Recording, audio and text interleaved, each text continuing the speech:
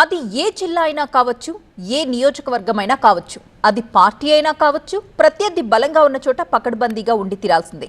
పక్కాగా ముందుకు వెళ్ళాలి. అదేంటో కీలకమైన ఆ స్థానంలో ఏపీ అధికార పార్టీ అందుకు పూర్తి భిన్నంగా ముందుకు వెళుతోందట. ఇప్పుడిప్పుడే జెండా పాతడానికి పునాదులు వేసుకుంటున్న వేళ అదంతా ఆరంభ సూరత్వమే అన్నట్టుగా వ్యవహరిస్తున్నారట. ఇంతకీ ఎవరా నాయకులు, ఏమా కథ?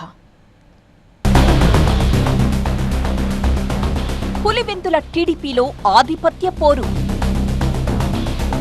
BTech Ravi versus MLC Ram Gopal Reddy. సెటిల్మెంట్లు, భూదందాలు, బెదిరింపులు, దాడులకు తెగబడుతున్న ఇరు వర్గాలు.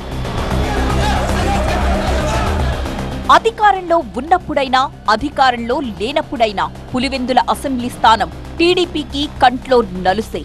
అందని ద్రాక్షలా ఉన్న ఆ నియోజకవర్గంలో పాగా వేయాలని పార్టీ ఆవిర్భావం నుంచి ప్రయత్నిస్తున్నా అది సాధ్యం కావడం లేదు.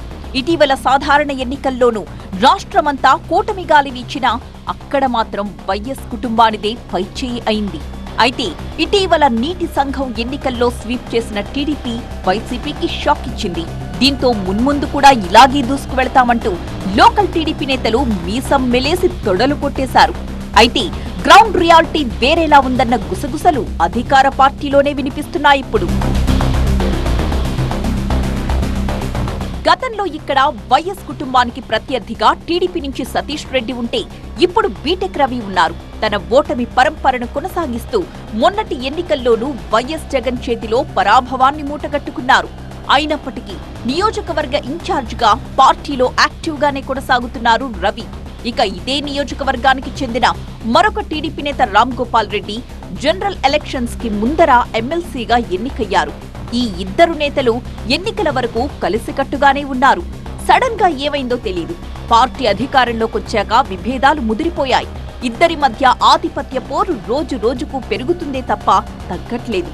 డామినేషన్ కోసం డిష్యూ అంటున్న నేతలు పార్టీని భ్రష్టు పట్టించేలా ఉన్నారని క్యాడర్ ఆందోళన చెందుతోందట. పులివెందులలో మండలాల వారీగా పార్టీని పంచేసుకుని సొంతంగా క్యాడర్ని బలోపేతం చేసుకుంటూ కయ్యానికి కాలు దువ్వుతున్నట్టు తెలుస్తోంది. ఈ మాట స్వయంగా లోకల్ టీడీపీ నేతలే చెబుతూ ఉండడం ఈ అంతర్గత పోరుకు అద్దం పడుతోంది. ఈ డామినేషన్ వార్లో బీటెక్ రవి దూకుడుగా ముందుకు వెళుతున్నట్టుగా తెలుస్తోంది. రామ్ గోపాల్ రెడ్డిపై కయ్యానికి కాలు దువ్వుతూ క్యాడర్ ని ఉసుగొలుపుతున్నారన్న అభిప్రాయం పార్టీ వర్గాల్లో వ్యక్తమవుతోంది. రీసెంట్ గా రేషన్ డీలర్లకు సంబంధించిన పరీక్షా కేంద్రం దగ్గర రామ్ గోపాల్ రెడ్డి అనుచరుడిపై రవి అనుచరులు దాడి చేయడమే దీనికి నిదర్శనం అంటున్నారు లోకల్ టీడీపీ లీడర్లు. దీంతో ఎమ్మెల్సీ సతీమణి ఉమారాణి అక్కడ ధర్నా చేసి నిరసన కూడా తెలిపారు. ఈ ఘటనకు ముందు రోజే కడప కలెక్టరేట్లో రవి అనుచరులు నానా హంగామా చేశారట.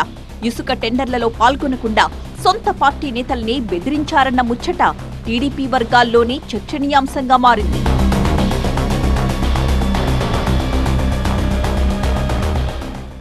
ఇక ఆర్టీఐ యాక్ట్ ద్వారా జిల్లాలోని అధికారుల్ని బెదిరిస్తున్నారట ఎమ్మెల్సీ రామ్ గోపాల్ రెడ్డి.